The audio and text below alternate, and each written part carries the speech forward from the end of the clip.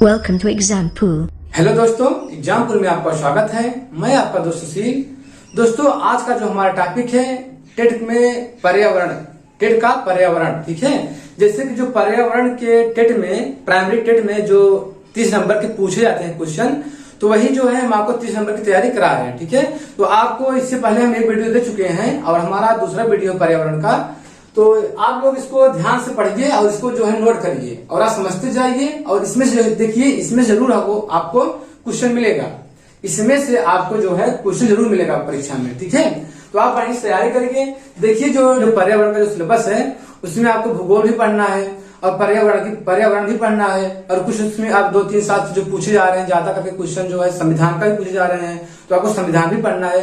तो 2-3-4 सब्जेक्टों का मिक्स है, जो पर्यावरण पूछा जाता है 3-4 सब्जेक्ट उसमें मिक्स है। ठीक है, हम सारे क्वेश्चन को मिक्स करके आपको बताएंगे। ठीक है, तो आप हमारे चैनल प्लीज सब्सक्राइब करिए, लाइक करिए, अपने दोस्तों को शेयर करिए, क्योंकि दोस्तों वीडियो बनाने में बहुत मेहनत लगती है। अगर आप लोग सपोर्ट करेंगे तो हमें और खुशी होगी और हम आपके लिए अच्छा वीडियो लाते रहेंगे। ठीक है दोस्तों, तो जो हमारा पहला क्वेश्चन है, जुगाली करने वाले पशु के मुख से कौन सी गैस निकलती है? जुगाली करने वाले पशु के मुख से कौन सी गैस निकलती है? तो कौन सी गैस निकलती है? Methane gas. ठीक है, आपको उत्तर लिखना है मेथेन। मेथेन जो होती है, जुगाली करने वाले पशु के मुख से मेथेन गैस निकलती है। ठीक है, और जो मेथेन का सूत्र होता है क्या होता है? CH4 होता है, CH4। ठीक है, CH4 होता है। इससे एग्जाम में और पूछ सकता है कि और जो मेथेन गैस निकलती है सिर्फ जुगाली करने वाले पशु से नहीं निकलती है, और भी जगह से निकलती है। जैसे आपका धान के खेत से पूछता है एग्जाम में, धान के खेत से कौन सी गैस निकलती है? तो धान के खेत से मेथेन गैस निकलती है। और दलदली क्षेत्रों से भी मेथेन गैस निकलती है।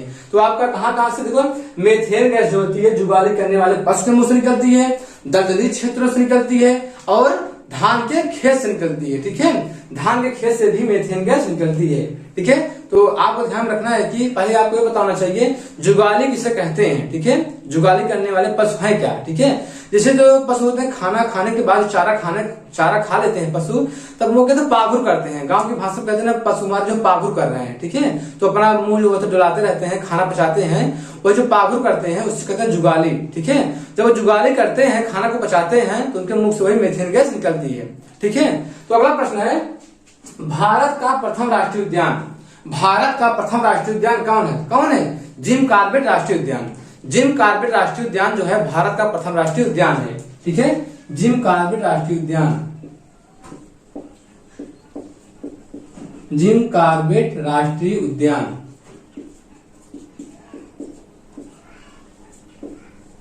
जिम कॉर्बेट राष्ट्रीय उद्यान क्या है? उत्तराखंड में। ठीक है, तो भारत का प्रथम जो राष्ट्रीय उद्यान है जिम कॉर्बेट राष्ट्रीय उद्यान, ये कहाँ है? उत्तराखंड में है। और इसका जो पुराना नाम था हेली नेशनल पार्क था। ये भी एग्जाम में कई बार पूछा गया है कि भारत का जो पहला राष्ट्रीय उद्यान है जिम कॉर्बेट राष्ट्रीय उद्यान जो है, इसका पुराना नाम क्या था? तो इसका पुराना नाम क्या था? हेली नेशनल पार्क था। तो हेली नेशनल पार्क का जो पुराना नाम था, इसको नया नाम बदलकर क्या रख दिया गया है? जिम कॉर्बेट राष्ट्रीय उद्यान। तो जिम कॉर्बेट राष्ट्रीय उद्यान क्या है? उत्तराखंड में। ठीक है, और देखिए जो आपको बता दें कि बहुत सारे नेशनल पार्क हैं, तो आपको नेशनल पार्क से क्वेश्चन आते हैं। अभी हम आपको 1-2 क्वेश्चन नेशनल पार्क का इसमें ऐड किए हैं, और एक वीडियो हम आपको जितने भी भारत में नेशनल पार्क हैं, एक वीडियो हम आपको कवर करा देंगे। ठीक है, और देखिए जो भारत में एकमात्र तैरता हुआ नेशनल पार्क है, कौन है? Keibul Lamjao national park. Exam में कई बार पूछा गया है कि भारत का एकमात्र तैरता हुआ नेशनल पार्क कौन है? केबुल लामजाओ नेशनल पार्क कहाँ है? मणिपुर में है। ठीक है, और देखिए पूछता है एक सींग गैंडे के लिए कौन सा नेशनल पार्क प्रसिद्ध है? कौन सा है? एक सींग गैंडे के लिए जो प्रसिद्ध है कौन है? काजीरंगा राष्ट्रीय उद्यान। कौन है? काजीरंगा राष्ट्रीय उद्यान। ये कहाँ है? असम में है। ठीक है, तो काजीरंगा राष्ट्रीय उद्यान जो है एक सींग गैंडे के लिए फेमस है, और ये कहाँ है? असम में है। अगला प्रश्न है, स्टोन कैंसर किसके कारण होता है? स्टोन कैंसर किसके कारण होता है? अम्लवर्षा के कारण। ठीक है, अम्लवर्षा। ठीक है, एसिड रेन। ठीक है, अम्लवर्षा के कारण जो होता है स्टोन कैंसर होता है। ठीक है, और अगला प्रश्न हमारा है कि अम्लीय वर्षा के लिए कौन सी गैस जिम्मेदार है? अम्लीय वर्षा के लिए कौन सी गैस जिम्मेदार है? सल्फर डाइऑक्साइड और नाइट्रोजन ऑक्साइड। ठीक है, तो सल्फर डाइऑक्साइड होता है, SO2 कहते हैं। सल्फर डाइऑक्साइड सूत्र क्या है? SO2। तो अम्लीय वर्षा के लिए कौन सी गैस जिम्मेदार है? सल्फर डाइऑक्साइड और नाइट्रोजन ऑक्साइड, NO2। 2। ठीक है, तो सल्फर डाइऑक्साइड और नाइट्रोजन ऑक्साइड जो गैस हैं ये अम्लीय वर्षा होने के लिए क्या है, जिम्मेदार है। देखिए जो आगरा का ताजमहल पीला हो रहा है, जो आगरा का ताजमहल पीला पड़ने का कारण क्या है, एसिड रेन है, अम्लीय वर्षा। तो एग्जाम में कई बार पूछा है कि आगरा का ताजमहल पीला होने का प्रमुख कारण है, तो अम्लीय वर्षा है। ठीक है, तो अगला प्रश्न देखते हैं, भूमिगत जल के प्रमुख प्रदूषक तत्व कौन है? भूमिगत जल के प्रमुख प्रदूषक तत्व कौन है? आर्सेनिक और फ्लोराइड है। कौन है? आर्सेनिक और फ्लोराइड। आर्सेनिक और क्या नाम? फ्लोराइड। ठीक है, तो भूमिगत जल के प्रमुख प्रदूषक तत्व कौन से हैं? आर्सेनिक और फ्लोराइड है। इसको आप याद रखिएगा, एग्जाम में पूछा गया है। इसमें देखिए हम आपको जो भी क्वेश्चन दे रहे हैं, इससे पहले आपको एक वीडियो में दे चुके हैं, वो भी एग्जाम में बहुत बार पूछा गया है। और जितना क्वेश्चन आज हम आपके पास लेके आए हैं और जो इसके साथ हमको फैक्ट्स बता रहे हैं, ये सारे क्वेश्चन एग्जाम में पूछे गए हैं। ठीक है, प्रश्न है, सर्वाधिक जैव विविधता कहाँ पाई जाती है? सर्वाधिक जैव विविधता कहाँ पाई जाती है? तो कहाँ पाई जाती है? उष्णकटिबंधीय वर्षा वनों में। ठीक है, उष्णकटिबंधीय वर्षा के वनों में, उष्णकटिबंधीय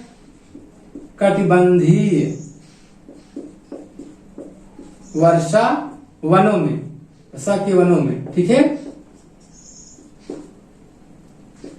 ठीक है ना। तो सर्वाधिक जैव विविधता कहाँ पाई जाती है? उष्णकटिबंधीय वर्षा के वनों में सबसे ज्यादा जैव विविधता पाई जाती है। अब देखिए जैव विविधता में होता क्या है, तो जैव विविधता में होता है किसी प्राकृतिक क्षेत्र में, जैसे एग्जाम में कई बार आके बायोडायवर्सिटी जो होती है आपको समझना है, नहीं तो कितने लोग भी नहीं समझते होंगे जैव विविधता है क्या चीज। पढ़ते तो होंगे, जानते होंगे जैव विविधता ये है, इसको नाम किसने दिया है ना, और कहाँ पाई जाती है इसको तो जानते हैं, कि जैव विविधता में इसके बहुत से लोग भी नहीं समझते होंगे। तो आपको समझना है जैव विविधता में होता क्या है। ठीक है, तो जैव विविधता में होता है किसी प्राकृतिक क्षेत्र में जहां पर जीव जंतु तथा जंगली जीव जंतु, पालतू जीव जंतु, ठीक है, जंगली जीव जंतु और पालतू जीव जंतु और वनस्पतियों को क्या हो, बहुलता माने अधिक संख्या में पाए जाते हो। जिस प्राकृतिक क्षेत्र में पालतू जीव जंतु पाए जाए और जंगली जीव जंतु पाए जाए और विभिन्न प्रकार के वनस्पति पाए जाते हैं और अधिक मात्रा में पाए जाते हैं, उस क्षेत्र को हम जैव विविधता के नाम से जानते हैं। ठीक है, तो अगला प्रश्न है, माउंट एवरेस्ट को नेपाल में किस नाम से जाना जाता है? यह जो है माउंट एवरेस्ट को नेपाल के लोग किस नाम से पुकारते हैं? तो किस नाम से पुकारते हैं? सागर माथा के नाम से। ठीक है, सागर माथा। ठीक है, सागर माथा के नाम से जो है पुकारते हैं। तो जो नेपाल के लोग हैं माउंट एवरेस्ट को सागर माथा के नाम से पुकारते हैं। और देखिए जो आपका तिब्बत है, ठीक है, तिब्बत जो है माउंट एवरेस्ट को चोमोलंगमा के नाम से पुकारते हैं। अब प्रश्न देखिए, विश्व का दूसरा सबसे ऊंचा पर्वत शिखर, विश्व का दूसरा सबसे ऊंचा पर्वत शिखर का नाम क्या है? तो विश्व का दूसरा सबसे ऊंचा पर्वत शिखर का जो नाम है क्या है? केटू गाडविन ऑस्टिन। क्या है? केटू गाडविन ऑस्टिन। ठीक है, ऑस्टिन, केटू गाडविन ऑस्टिन जो है क्या है? विश्व का दूसरा जो है पर्वत शिखर है। लेकिन देखिए इसको जो है आपको बता दें, इसको जो ऊंचाई है 8,611 मीटर है। 8,611 मीटर इसकी ऊंचाई है। लेकिन देखिए जो ये केटू गाडविन ऑस्टिन है, ये जो है इस समय पाक अधिकृत कश्मीर में है, मतलब कि भारत के अधिकार में इसमें नहीं है। ये जो है पाकिस्तान के अधिकार में है। लेकिन जो भारत जो क्षेत्र में है, ये केटू गाडविन ऑस्टिन भारत के क्षेत्र में है, जम्मू कश्मीर में है। और लेकिन जम्मू कश्मीर तो भारत का हिस्सा है। लेकिन जो है इस समय जो कब्जा किया है पाकिस्तान, जो पाक अधिकृत कश्मीर है, तो ये केटू गाडविन ऑस्टिन है, ये पाक के कब्जे में है। ठीक है, इस समय जो अगर आपसे कोई पूछता है कि विश्व का जो दूसरा सबसे ऊंचा पर्वत शिखर है केटू गाडविन ऑस्टिन, इस समय जो है पाक अधिकृत कश्मीर में, मतलब पाक के कब्जे में। ठीक है, लेकिन जो क्षेत्र है वो भारत का ही है। ठीक है, अब देखिए, लेकिन जो है अगर पूछे क्वेश्चन की भारत का सबसे ऊंचा पर्वत शिखर कौन सा है, देखिए जो भारत का सबसे ऊंचा पर्वत शिखर है वो आपका केटू गाडविन ऑस्टिन ही है। ठीक है, लेकिन किसी एग्जाम में, बहुत सारे एग्जाम में कंचनजंगा को आयोग जो होता है इसको मान लेता है, कंचनजंगा को। लेकिन ये इससे अपवाद इसलिए है कि क्योंकि जो ये केटू गाडविन ऑस्टिन है जम्मू कश्मीर में है, लेकिन इस समय जो है हमारे अधिकार में है नहीं हो, इस समय किसके अधिकार में हो? पाकिस्तान के कब्जे में है। इसीलिए जो है अधिकार जो आपका आयोग होता है मान लेता है कंचनजंगा को। ठीक है, तो अगर हम देखें तो हमारा जो भारत है, तो भारत का यही है केटू गार्डन ऑस्ट्रिन है। तो केटू गार्डन ऑस्ट्रिन क्या भारत की सबसे ऊंची पर्वत चोटी है, ठीक है। और जिसे जो हिमालय की सबसे भारत में हिमालय की जो दूसरी सबसे ऊंची चोटी कौन सी है, कंचनजंगा है। वो कहाँ है, सिक्किम में है, ठीक है। इसको आपको समझना है, ठीक है। तो विश्व का दूसरा सबसे ऊंचा पर्वत शिखर कौन सा है, केटू गार्डन ऑस्ट्रिन है। और पहला कौन सा है, माउंट एवरेस्ट है, ठीक है, माउंट एवरेस्ट है। और दूसरा आपका केटू गार्डन ऑस्ट्रिन, ऊंचाई कितनी है, 8611 मीटर है। अब हम देखते हैं कंचनजंगा पर्वत चोटी। कंचनजंगा पर्वत चोटी भारत के किस राज्य में स्थित है। देखो अब इससे पहले आपको बताए थे, तो कंचनजंगा जो पर्वत चोटी है भारत किस राज्य में है, सिक्किम में है। किसमें है,